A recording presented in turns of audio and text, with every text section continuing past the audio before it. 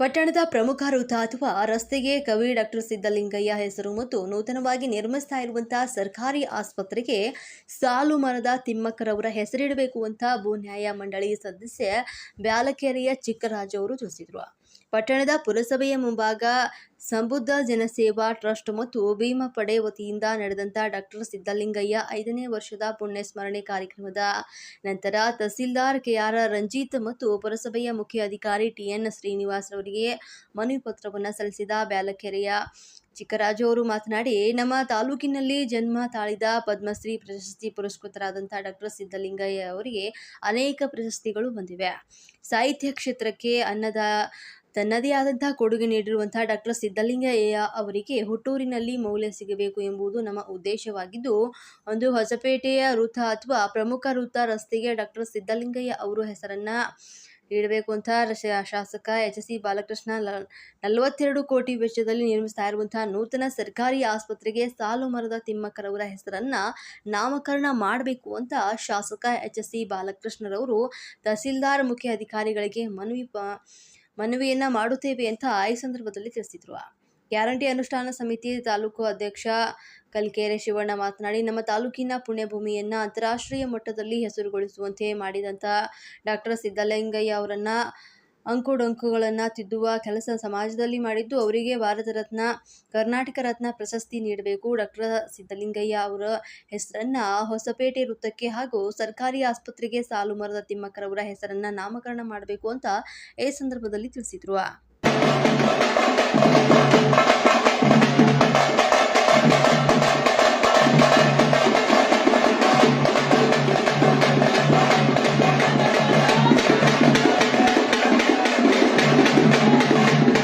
ನಾಗರಿಕ ಸಮಾಜ ಪ್ರತಿಭೆಗಳನ್ನು ಗೌರವಿಸುವಂಥದ್ದು ನಾಗರಿಕ ಸಮಾಜಕ್ಕೆ ಶೋಭೆ. ಆದರೆ ವಿಷಾದ ಅಂತ ಹೇಳಿದ್ರೆ, ಇವತ್ತು ಡಾಕ್ಟರ್ ಸಿದ್ದಲಿಂಗಯ್ಯವರು ಆಗಲಿ, ಸಾಲು ಮರದ ತಿಮ್ಮಕ್ಕರು ಆಗಲಿ, ಅವರು ಮಾಗಡಿ ಮಣ್ಣಿನ ಮಕ್ಕಳುಗಳಾದರೂ ಕೂಡ ದೇಶ ವಿದೇಶಗಳಲ್ಲಿ ಖ್ಯಾತಿಯನ್ನು ತಂದಂಥವ್ರು, ಮಾಗಡಿಯ ಪ್ರತಿಭೆಗಳಿಗೆ ಗೌರವವನ್ನು ಕೊಟ್ಟಂಥವ್ರು. ಆದರೆ ಅವರು ರಾಷ್ಟ್ರದಲ್ಲೇ ಯಾವುದಾದ್ರೂ ತಾಲೂಕಿನಲ್ಲಿ 2 ಪದ್ಮಶ್ರೀ ಪಡೆದಂಥವ್ರು, ಅದು ದಲಿತ ಸಮುದಾಯದವರಿದ್ರೆ ಅದು ಮಾಗಡಿ ತಾಲೂಕು, ಇದು ಹೆಮ್ಮೆ ಪಡುವಂಥ ವಿಷಯ. ಆದರೆ ಎಲ್ಲ ಒಂದ್ ಕಡೆ ದುಃಖ ಅಂದ್ರೆ ಇವರಿಗೆ ಸಲ್ಲಬೇಕಾದಂತ ಗೌರವ ಇಷ್ಟು ವರ್ಷ ಆದ್ರೂ ಸಲ್ಲಿಲ್ವಲ್ಲ ಅಂತ. ಸಿದ್ದಲಿಂಗಯ್ಯ ಅವರು ನಿಧನರಾಗಿ 5 ವರ್ಷ ಆಯ್ತು.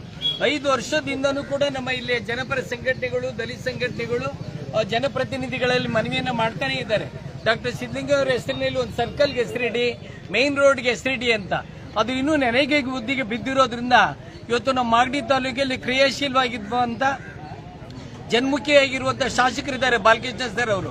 ಅವರಲ್ಲಿ ನಮ್ಮ ಸಂಬುದ್ಧ ಜನಸೇವಾ ಟ್ರಸ್ಟ್ ಮತ್ತು ಭೀಮಪಡೆಯಿಂದ ವಿನಮ್ರ ಮನವಿಯನ್ನ ಮಾಡ್ತಾ ಇದ್ದೀವಿ. ಇವತ್ತು ಆ ಹೆಸರುಗಳನ್ನ, ಮಾಗಡಿ ಹೆಸರನ್ನ ಅಂತಾರಾಷ್ಟ್ರೀಯ ಮಟ್ಟದಲ್ಲಿ ಎತ್ಕೊಂಡು ಹೋಗಿರುವಂತ ಈ ಮಾನ್ಯರಿಗೆ ಅಂದ್ರೆ ಡಾಕ್ಟರ್ ಸಿದ್ದಲಿಂಗಯ್ಯನವರಿಗೆ ಒಂದು ಪ್ರಮುಖ ರಸ್ತೆಗೆ ಅಥವಾ ಒಂದು ಪ್ರಮುಖ ಸರ್ಕಲ್ಗೆ ಹೆಸರನ್ನ ಇಡಬೇಕು.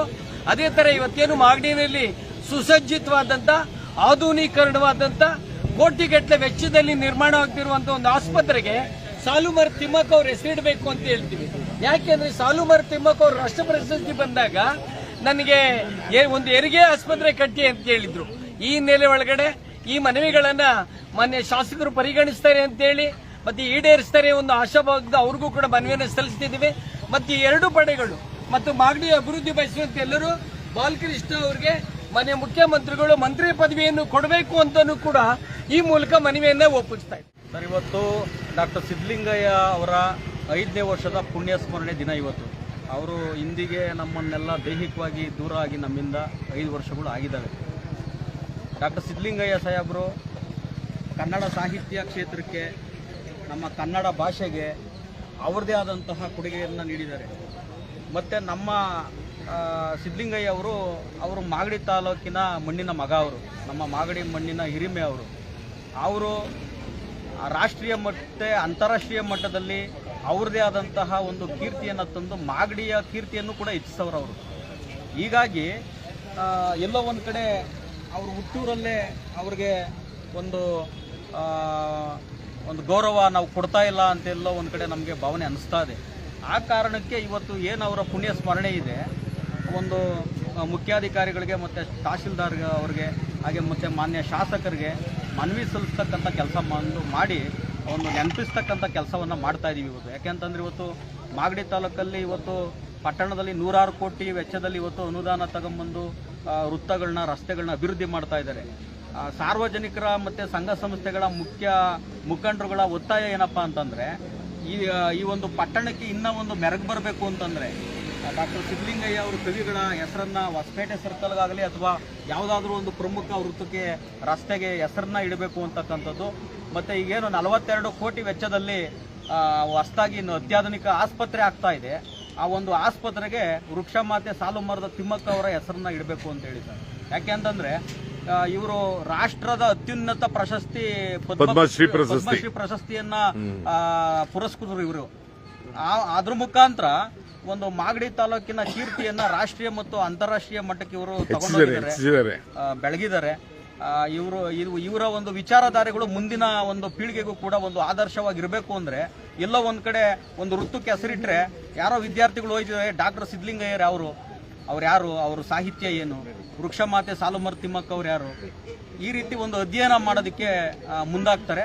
ಹಾಗಾಗಿ ಮುಂದಿನ ಪೀಳಿಗೆಯ ಉಳಿವಿಗಾಗಿ ಇವರ ಆದರ್ಶಗಳು ಬಹಳ ಮುಖ್ಯ. ಹಾಗಾಗಿ ಇವತ್ತು ಒಂದು ಒತ್ತಾಯವನ್ನ ಮಾಡ್ತಾ ಇದ್ದೀವಿ ಸರ್. ಓಕೆ, ಧನ್ಯವಾದ.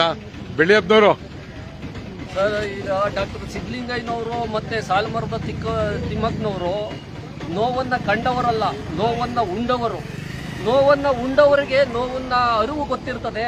ಅದರಿಂದ ಬಾಲಕೃಷ್ಣ ಅವರು ನೋವನ್ನು ಕಂಡವ್ರನ್ನೇ ನೋಡೋದು ಬೇಡ, ನೋವನ್ನು ಉಂಡವರನ್ನು ನೋಡಲಿ. ದಯಮಾಡಿ ಅವರ ಹೆಸರನ್ನು ಇಡಿಸಿ ತಮ್ಮ ಕಾಲದಲ್ಲಿ ನಾವು ಇಂಥ ಕಾರ್ಯವನ್ನು ಮಾಡಿದ್ದೀವಿ, ಸತ್ಕಾರ್ಯವನ್ನು ಮಾಡಿದ್ದೇವೆ, ನಾವು ಸಮಾಜಕ್ಕೆ ಒಳ್ಳೆಯ ಸಂದೇಶವನ್ನು ಕೊಟ್ಟಿದ್ದೀವಿ ಅನ್ನೋ ಒಂದು ಸ್ಪಷ್ಟ ನಿರ್ದೇಶನ ಬಾಲಕೃಷ್ಣ ಅವರಿಗೆ ಇರಲಿ. ಆ ಮೂಲಕ ನಾವು ಭೀಮಪಡೆ ಮತ್ತೆ ಸಮೃದ್ಧ ಜನ ಸೇವಾ ಟ್ರಸ್ಟಿಂದ ಒತ್ತಾಯ ಮಾಡ್ತಾ ಇದ್ದೀವಿ. ದಯಮಾಡಿ ಬಾಲಕೃಷ್ಣ ಅವರು ಗಮನ ಹರಿಸಿ ಈ ಮಾನವೀಯರ ಹೆಸರಿಡಬೇಕಂತ ಬೇಡ್ಕೊಳ್ತಾ ಇದ್ದೀವಿ ಸರ್. ಓಕೆ, ಇನ್ನೊಂದು ಮಾನ್ಯ ಬಾಲಕೃಷ್ಣ ಅವರಲ್ಲಿ ಮನವಿ ಅಂದ್ರೆ, ಈಗ ಸಾಲು ಮರದ ತಿಮ್ಮಕ್ಕನವರ ಹೆಸರಿನಲ್ಲಿ ಮನೆ ಅರಣ್ಯ ಸಚಿವರು ಮೇಲ್ಕೋಟೆನಲ್ಲಿ ಸ್ಮಾರಕ ಮಾಡೋದಕ್ಕೆ 40 ಎಕರೆಯಲ್ಲಿ ಮಾಡಕ್ ಹೊರಟಿದ್ದಾರೆ. ನಮ್ಮ ಜನಗಳ ಮನವಿ ಅಂದ್ರೆ, ಆ ಸಾಲು ಮರದ ತಿಮ್ಮಕ್ಕ ಬದುಕಿದಂತ ಊರು, ಸಾಲು ಮಕ್ಕ ಸಾಕ್ಷಿ ಪ್ರಜ್ಞೆ ಆಗಿರೋದು ಮರಗಳಿರುವಂತದ್ದು ಹುಲಿಕಲ್ಲಲ್ಲಿ. ಹುಲಿಕಲ್ಲಲ್ಲಿ ಆ ತರ ದೊಡ್ಡ ಸ್ಮಾರಕವನ್ನ ಮಾಡಿದ್ದೇ ಆದ್ರೆ ಅದು ದೊಡ್ಡ ಕುದೂರು, ದೊಡ್ಡ ಪ್ರವಾಸಿ ತಾಣವೂ ಆಗುತ್ತೆ.